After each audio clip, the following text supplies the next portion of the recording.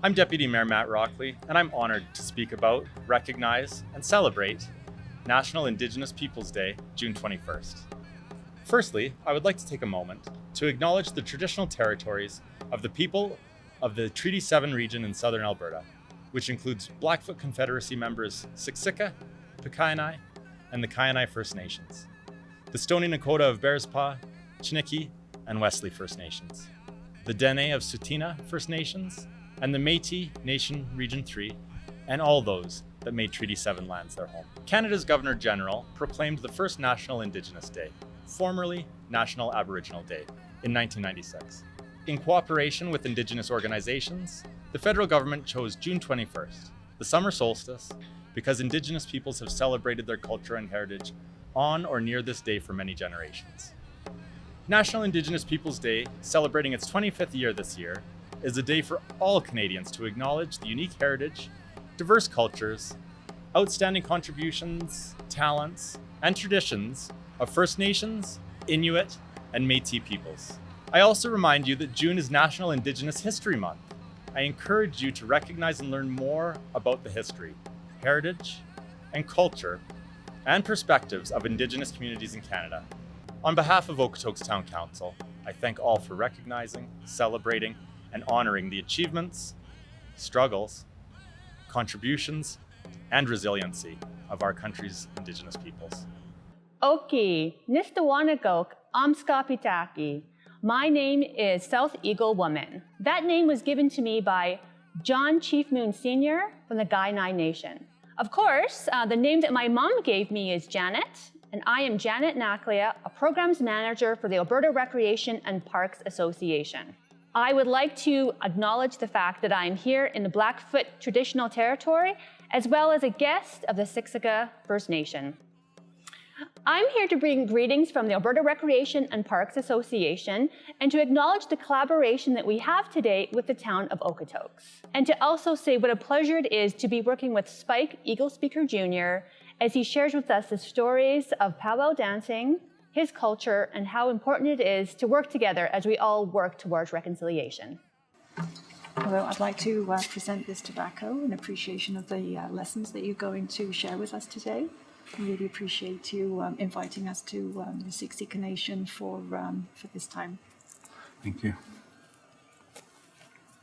Okay, my name is Standing There. That's the name that was given to me by my grandfather. My government name is Spike Eaglespeaker Jr. I am part of the Siksika Nation, which is part of the Blackfoot Confederacy here in southern Alberta. The Siksika Nation is made up of 4 different tribes: Kainai, Siksika, Piikani, Amskapi Piikani. They're across the border. Browning. Today I was asked to come on and give you guys a little bit of what I know, right? How I know powwow. I don't really want to say that this is the way of powwow or this is the right way, right? Because everybody learns different, right? So today I'll be teaching you and telling you how I was taught, the way I was taught about the dances, and just singing and dancing, right? So today that's what we'll be doing. I'll be doing some singing. I'll explain a little bit about that. Also the dancers we brought in today. I'll explain the categories and about the rock out in Okotoks, the Napi's rock. So when I first started in powwow, I was kind of born into it. My dad and my family on my Eaglespeaker side have been fully into the powwow since the 60s, since before there was actual celebrations out there. They just call out a bunch of singers and dancers to come and dance, and they'd have a powwow, you know? And so me, when I was born, it was just automatic. My dad was a world champion fancy dancer and grass dancer in 2 categories. It was never forced upon me. It was always I was just always there. We're going this place for a powwow. We're going, and like we've traveled across North America for powwows. I've been all the way down to, I didn't even know they had powwows in North Carolina, right? At the time, I didn't know they had Indians in North Carolina. But I mean, I've been all over. So it just kind of, he knew that one way or the other, I was just going to pick it up. And that's what it is. I started dancing when I was 7 years old, and I became a grass dancer. You know, the family that I come from has a long list of, we have a grass dance society. It's a group of grass dancers throughout North America. There's about 100 to maybe 150 plus in this group that you just carry a certain whistle that honors the grass dance, right?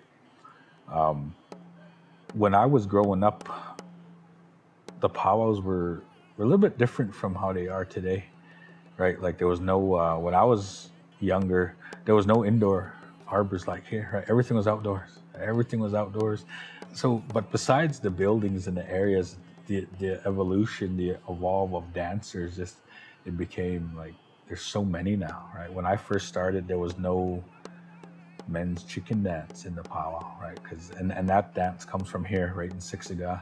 I'll explain a little bit more about that. But when it comes down to powwow itself, the word, well, not the word, but every powwow is going to start with a grand entry, right? And that's where you showcase all the dancers. The powwow adapted that from rodeo. If you ever been to a rodeo, they bring in all the contestants right at the start. So that's where the grand entry came from. Was from the rodeo. They adapted that, because before then it'd just be everybody would be there, and then somebody will start singing, somebody will go out, and then everybody start dancing. Then the powwow started, right? So as powwows got bigger and more people showed up and more visitors came to the celebration, that's when they figured, well, hey, maybe we should showcase these dancers and have a little bit more organization, right? That's how you got the grand entry. And so it just bring in everybody, all kinds of colors and dances, and every style is brought in. There's primarily 8 styles of dance. Well, I guess you could say male-female categories, right? With the female categories, you got a girl's fancy dance, a jingle dress, and a traditional. So those are the 3 main ones for the women's. And then for the men's, you have the fancy, grass, and traditional. And now the chicken dance, it's gotten bigger. So every powwow has a chicken dance category. So there's like I said, 7 primary categories in the powwow. So now this is a category that I'm so proud of. I don't dance chicken, but I'm proud because it comes from here. The lands that you guys are on right now, this dance originates from here. And it's called the Men's Prairie Chicken Dance. The dance, what the dancers are representing is the mating dance of a prairie chicken. How they're out in the field, and I don't know if you guys ever seen a prairie chicken out there, and the feet move fast and the wings come up. And so with the chicken dancers, that's what they do, is they represent that prairie chicken. There's a few tribes out there that have a prairie chicken society, but that's totally different from the actual dance. The actual dance, like I said, comes from here, the Blackfoot people. And it's just a dance that makes me proud. Wherever I see it, no matter what tribe I'm at, I'll be way down in Florida, California, and this dance will come on and I'll be happy. In our culture, we're taught that balance, right? Balance is what makes everything work. Balance is what makes everything run. So when you talk about balance, you got up and down, you got left and right, hot and cold, right? So in our powwow, how the balance comes in is there's a woman's traditional category and a men's traditional category. 2 different styles, the same name but different styles in general. The footwork's different. The women's traditional category is more of an honor. These are our grandmothers and our moms, our aunties. So when they dance, especially our golden age category, everybody will stand. So they'll honor these women because they're our grandmothers.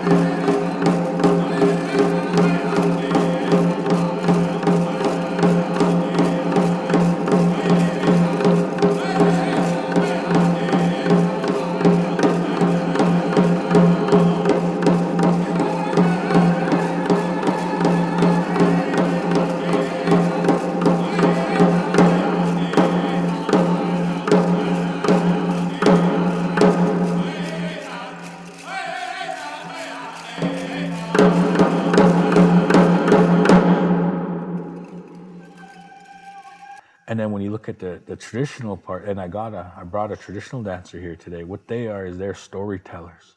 So when he's dancing, he's telling a story of going to battle. He's telling a story of coming home from battle, a victory story, a counting coup. So all his movements represent a story that he's trying to tell to whoever's watching, right? And there's certain songs that go with these categories. Okay, ni stu anakok makoi maka ni doch dokto Siksika. My name's Sayder Duck Chief. I am from the Siksika Nation, and I've been dancing men's traditional for 2 years now, and this is a storytelling dance. And every move I perform, they all have a meaning to it. And a lot of men's traditional, they all have very unique stuff that they may hold. So this is a weapon that many of the warriors would use and all. And every design, they all have certain meanings to it. Medallion that I hold right here, that's where I'm from, Siksika. And the breastplate right here, this was a way for the warriors to protect themselves during war. There is a lot of unique work that is put towards each individual outfit. They may have family designs, family colors, and all. So for me, for instance, I wear the red, white, and black. This is a color that I kept seeing when I was growing up. With everything on me right now, I have a shield right here. This is a family teepee design that I hold right here. This was from my great grandfather. His name is Rosario Duck Chief. He was the last known chief of Siksika, and I'm very honored, and I'm very thankful that I have something to remember his legacy by, and I'm very grateful to be following in his footsteps.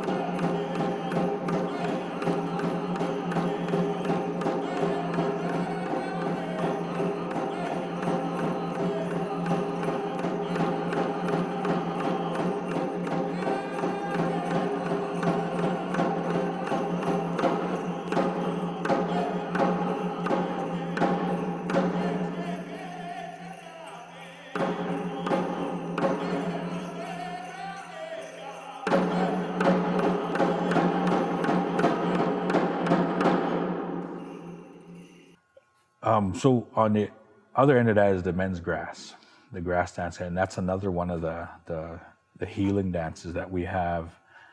It's I always tell people it's the greatest category in the world. Men's grass is where it's at. I'm a grass dancer, so that's the greatest category you can watch. The best dancers dance grass. So we this dance it started. There's no real pinpoint place to where it started, but the Omaha tribes had this dance, and it come north into the Chippewa Crees in the Havre, Montana area, and then into the Arikara tribes, the Mandans in North Dakota. So that's the area of this dance, and what it was and how they got their names was back in the day, every tribe had a winter camp and a summer camp.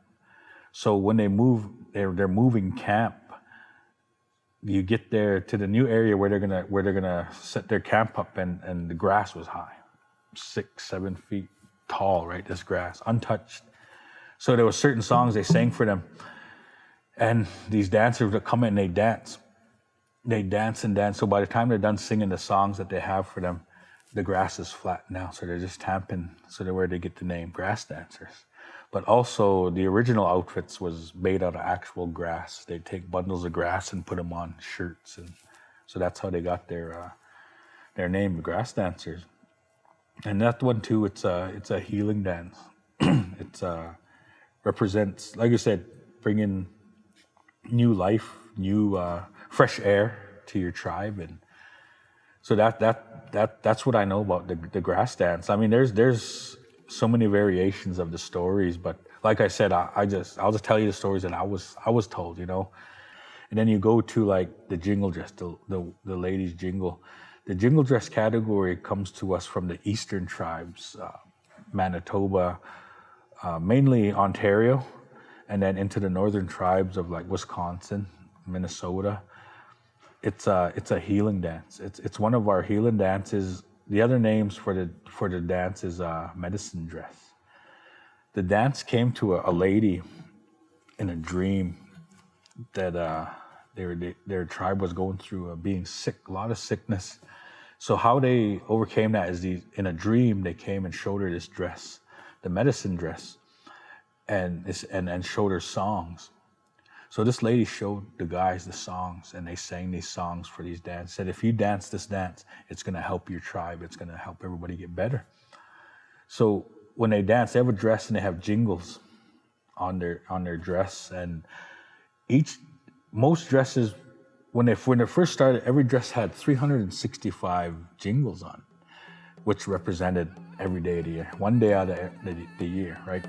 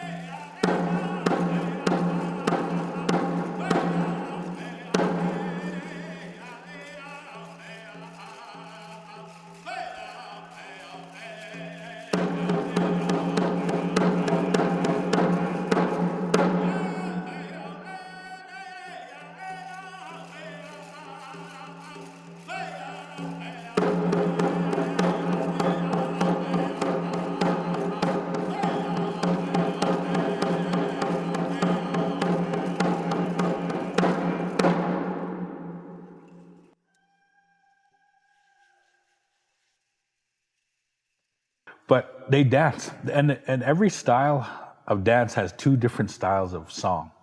There's one with every category will have a straight song, and that's just how I'll sing in there, just a straight beat like that. But what differs in those songs is the tempo of the songs. With the women's traditional, it'll be more of a slower beat, right? With the women's jingle, it's kind of like a medium fast beat, and then the fancy is the fastest you can get, the most agile dancers we have. Anyways, but going back to the jingle dress dance, this dance came out, and if I'm not mistaken, the lady's name was Maggie White. She's the one that brought this dance out. And now you could go through any celebration throughout North America, and if there's somebody sick or somebody needs prayers, they'll call them all out to the floor, and they'll form a circle. and they'll sing these songs for them. And that's where the healings comes from. That's where people will pray. As they're dancing, they're praying for family members, for people that are sick.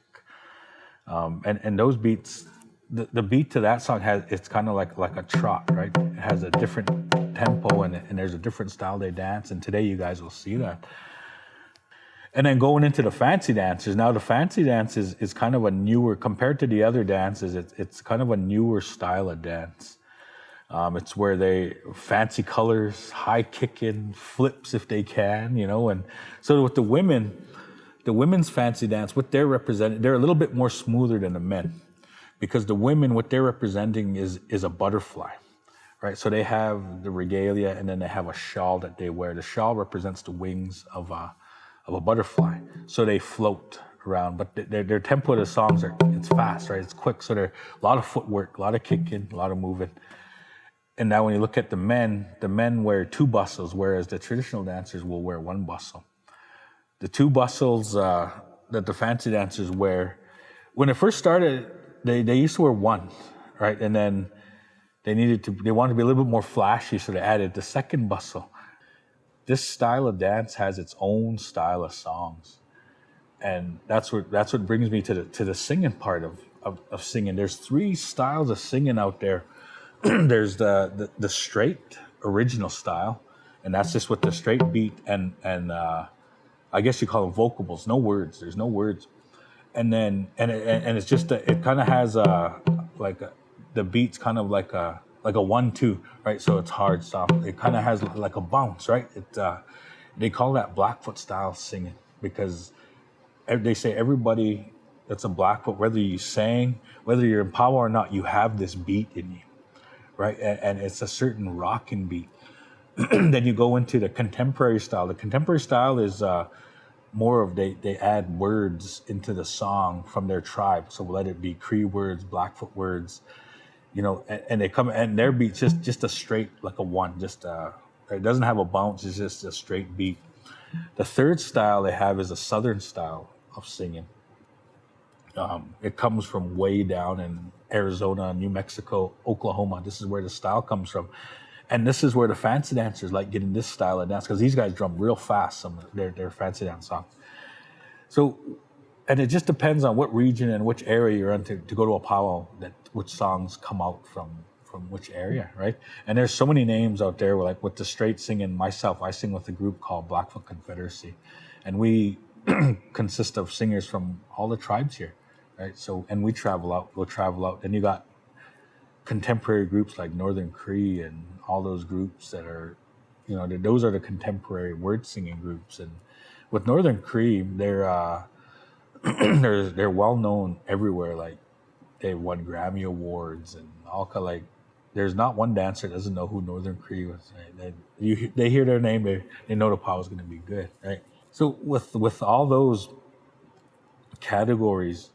That's why celebrations go 3 days, right? Because there's so much to do, right? There's so much to do within the powwow.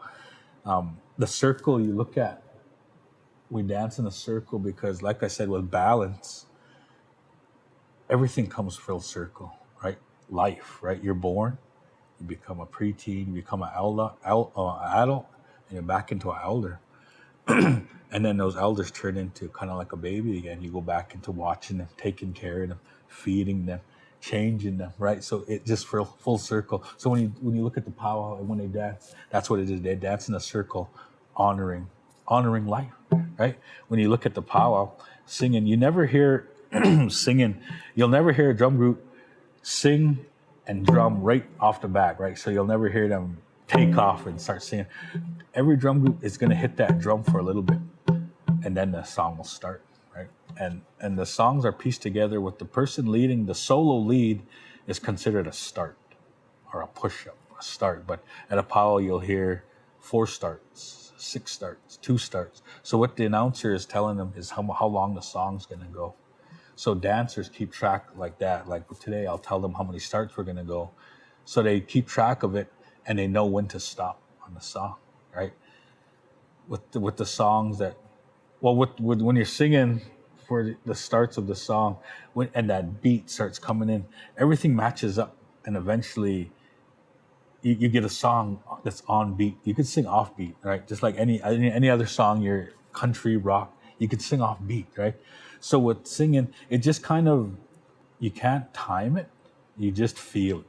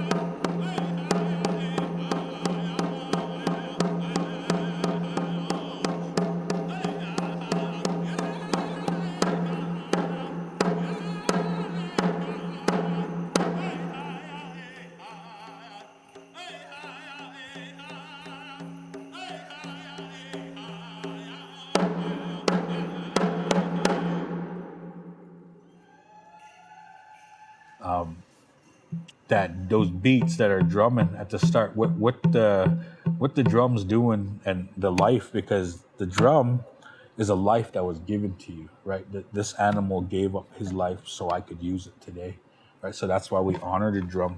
I'll never put my drum on the ground. I'll never put stuff on it. I always have it covered up and put away nice, right? Because that animal sacrificed himself so I could use it today, right? Make music out of him. So with that beat, when you're hitting it, when the lead singer leads, that means the rhythm and the heartbeat of Mother Earth has matched up to your drumming. So that's when they start singing. So that's what they're doing, is they're matching the drum beat to the heartbeat of Mother Earth, right? So there's a lot of people that would call the drum the heartbeat of Mother Earth, right? So, and these all have stories, all have legends, all kinds of, there's this drum, there's big drums, you know, and just like the dancers and the categories, they have all kinds of stories and legends behind them. And it goes right to where you guys are from, Okotoks, right? There's a big rock sitting there on the south side of the city, I'm pretty sure, right? And now that comes from one of our in our culture, the reason why that rock there is from a guy, and the guy's name's Napi, right? Now Napi in our culture is a trickster, right? Napi played pranks and on everything, but everything he did had a story, a moral to it. And so that rock where you guys are at, there's different variations of the stories, but the basis of that story is how it was explained to me, right? Now, if you guys have a chance to look up these stories, you can find them online.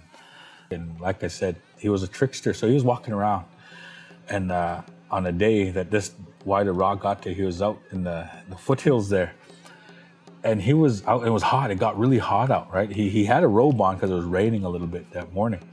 So he went out about, started messing with animals, and that's all he did. He went out and he just messed with animals, right? Whatever they're doing, he'd go and disrupt them and whatnot, and they'd send them away, kick them away. So he was walking, and he stopped to take a rest, or he wanted to rest. It was hot, so he got and he sat on this rock. And so he put his robe there and he left it there, right? He gave his robe to the rock and told him, "You could use this. I don't need it no more. It's too hot." So he starts going. So he leaves and he's heading, I guess, north towards where Okotoks, the city of Okotoks, is now. So as he was walking, it starts raining again, right? And crazy Naclia, like I say, he's crazy as a nut. So he goes back. "I'm gonna go get my blanket." So he heads back, sneaks up on the rock, and he takes his and heads out again. So he's walking, like I said, and as he's walking, he's messing with different animals and teasing and eating berries, just enjoying his walk, and starts hearing this rumbling. Well, the rock got mad because he took his blanket, he gave him, and he took it back. So the rock wanted to go down, wanted to crush Naclia. Everybody wanted to kill Naclia because he's such a crazy guy, messing with everybody. So as this rock chased him down the hill, he turned and he seen it coming. When he started running, and he always had to really convince the animals to help him and they always helped him when he was in need, right? Even though he picked on them. But as he was coming down, there was these blackbirds are flying, and he was telling them, you guys need to come and I need your help. And they said, "No, we're not." Because there's another story with Naclia and the blackbirds, why they have little tiny beaks and why they are the way. It's because of him, right? It's his fault. So these birds are still remembering that. And I don't know if we want to help you. So he's running and the rock's getting closer and they're flying. And he finally convinces them. He probably lies to them or something and tells them some kind of lie. And so they help him out and they started I guess pooping on the rock, right? They're little birds. What else are they gonna do? So there was a bunch, and they started going and going.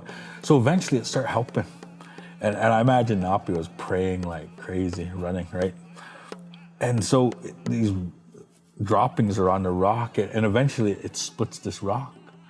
It stops and it splits the rock. It can't chase them no more, right? And where this rock split is where it's at now.